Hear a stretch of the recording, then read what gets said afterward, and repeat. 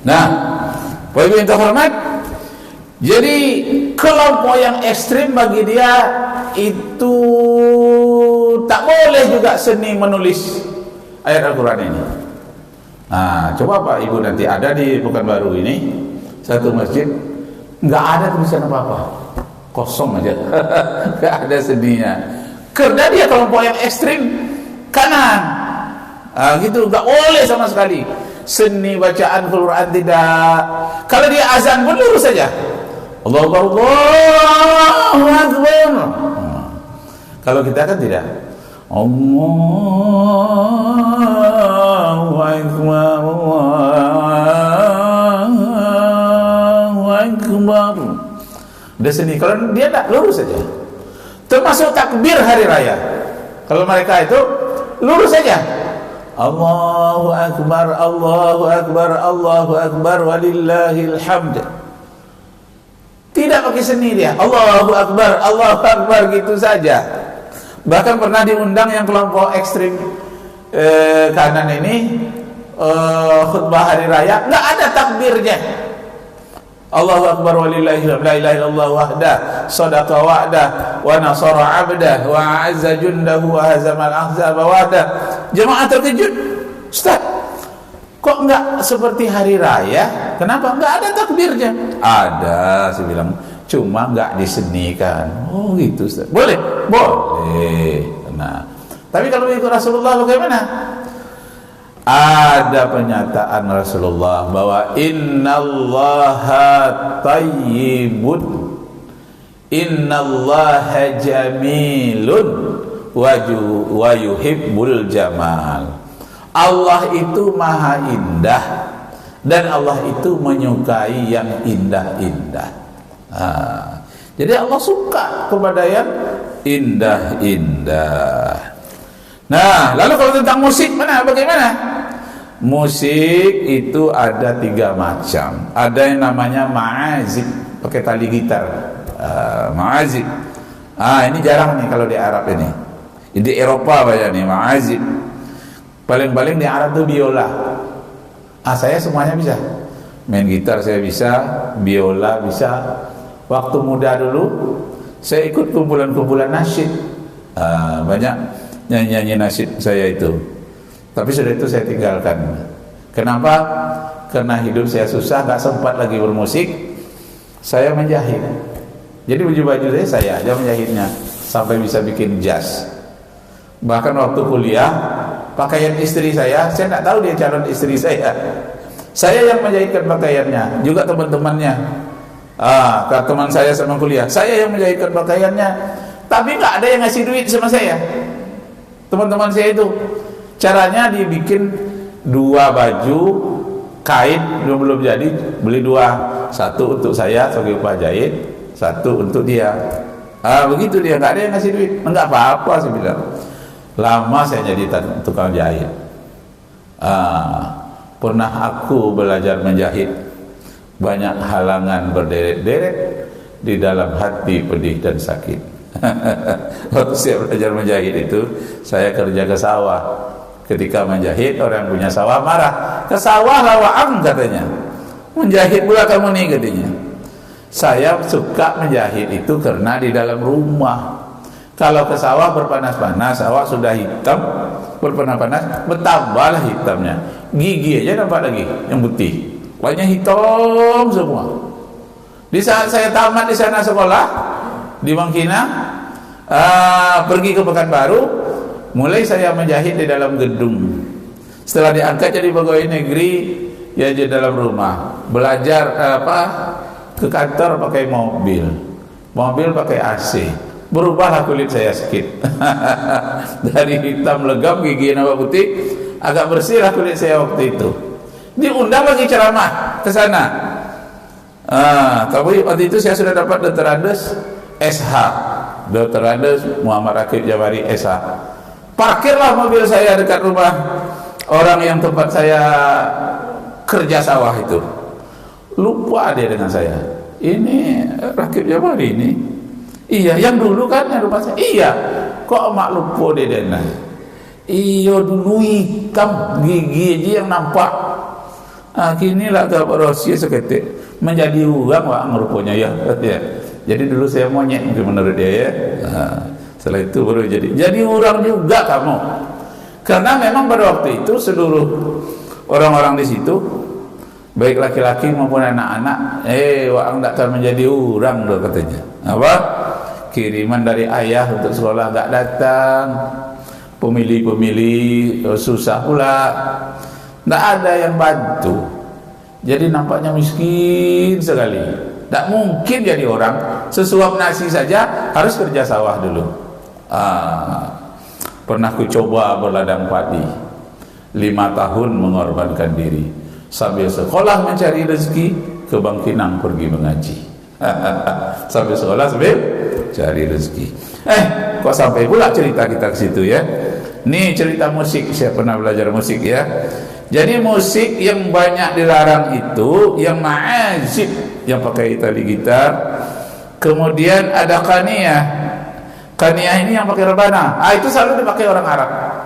Bahkan di hadapan Rasulullah pernah wanita bernazar, ya Rasulullah, aku bernazar, seandainya engkau pulang nanti dari perang, engkau menang, aku berniat menabuh qaniyah atau rebana ini kepada engkau.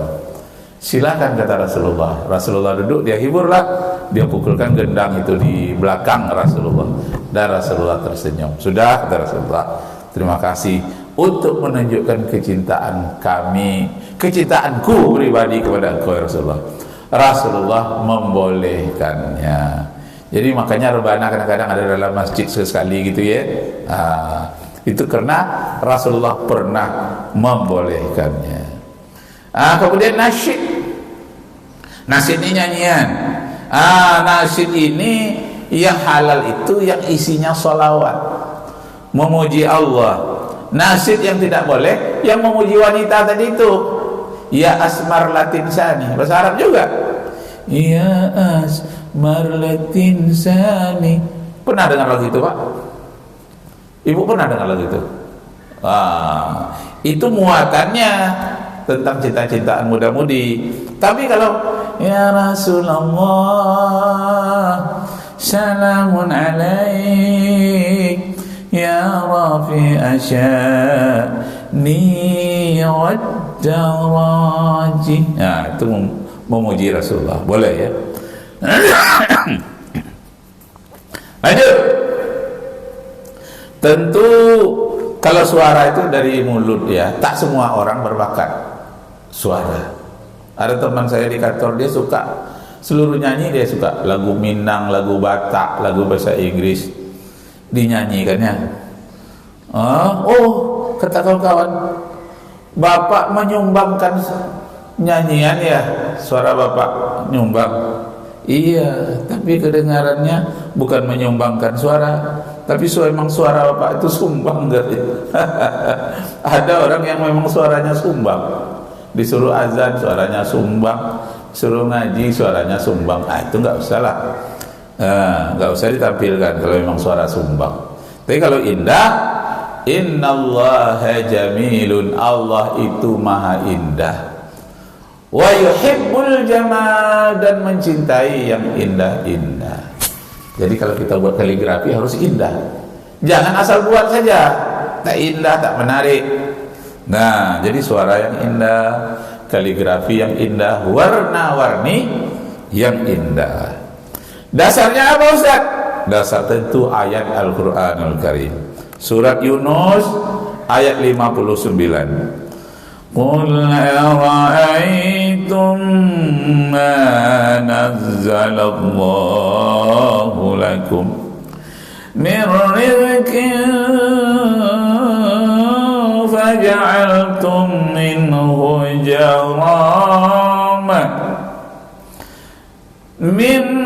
haraman wa halalan. Qul innaha azina lakum am 'ala Allahi yaftarun. Katakanlah kepada manusia seluruh dunia, apa yang diturunkan oleh Allah kepadamu, suatu karunia itu diciptakan untukmu. Kadang-kadang ada yang terlarang, ada yang halal. Jadi yang diciptakan oleh Allah itu ada yang halal, ada yang haram. Makanan ada yang halal, ada yang haram. Nyanyian ada yang halal, ada yang haram.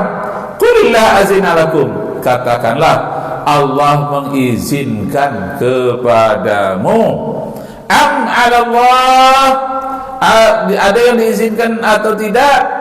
Nah, yaftaftarun, kamu yang mengada-ngadakannya. Jadi yang dapat tuntunan dari Allah arah yang baik, walaupun baik, nyanyi yang baik, tak boleh berlebih-lebihan. Kalau kita dengar nyanyi-nyanyinya banyak sekarang berlebih-lebihan di pesta-pesta, suara terlalu keras. Berapa desibel, berapa ukurannya itu di telinga kita, bisa rusak gendang telinga kita. Namanya full musik, suaranya berlebih-lebihan. Seharusnya yang sedang-sedang saja. Itu makanya kalau saya undangan pernikahan jarang saya hadir, takut itu rusak kadang-kadang gendang telinga kita, terlalu kuat. Speaker dekat kita pula gitu, kita mau makan. Menurut ilmu kesehatan itu kalau sering seperti itu bisa merusak. Nah, jadi ayat Al-Quran ini surat 10, surat ke-10 itu surat At-Taubah, ayat yang ke-59. Nah, segala suara apapun di dunia ini halal, termasuk suara-suara burung yang bernyanyi, halal kita dengar, kecuali ada hal-hal yang melarangnya, membawa mudarat, umpamanya suara anjing misalnya ya, boleh juga kita dengar. Tapi kalau suara itu suara yang tidak bagus, menurut pendengaran kita tidak indah, jangan kita contoh pula. Al-aslu fil asya'i al-ibahah, kaidah usul fikih, asal usul dari segala sesuatu itu dibolehkan, illa ma dalilun ala tahrimihi, kecuali ada dalil-dalil yang mengharamkannya. Allah menyediakan semua yang ada di langit dan semua di bumi untuk manusia. Surat Al-Jasiyah ayat yang ke-13. Sakhkhara lakum ma fis samawati wa ma fil ardi jami'a, disediakan untuk kamu apa saja yang di langit dan semua yang ada di bumi, selagi itu hal yang baik bagimu dan tidak dilarang oleh Allah Subhanahu wa ta'ala.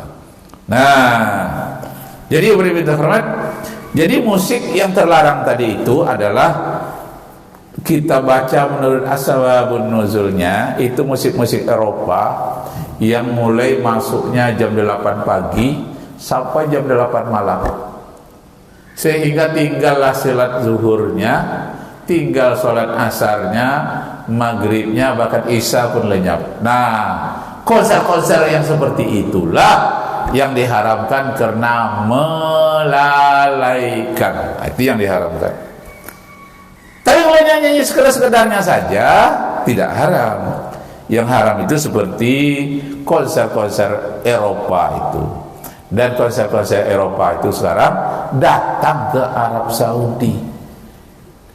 Pakaiannya yang tidak senonoh.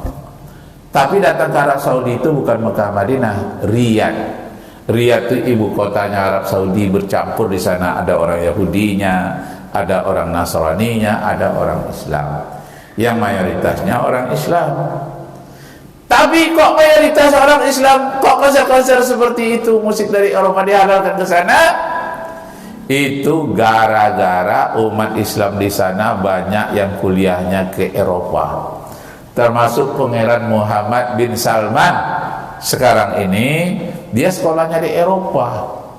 Makanya tidak diwajibkan lagi wanita Arab itu pakai burdah. Tak wajib lagi. Di bandara-bandara sudah banyak yang tak pakai jilbab. Nah, gara-gara sekuler atau gara-gara ajaran yang liberal di Indonesia, oh sudah masuk ajaran-ajaran liberal itu namanya ekstrem kiri. Segala dibolehkan, gak ada batas. Ekstrem kiri. Segala yang dilarang tadi ekstrem kanan. Masya Allah. Kalau kita yang tengah saja, wasit.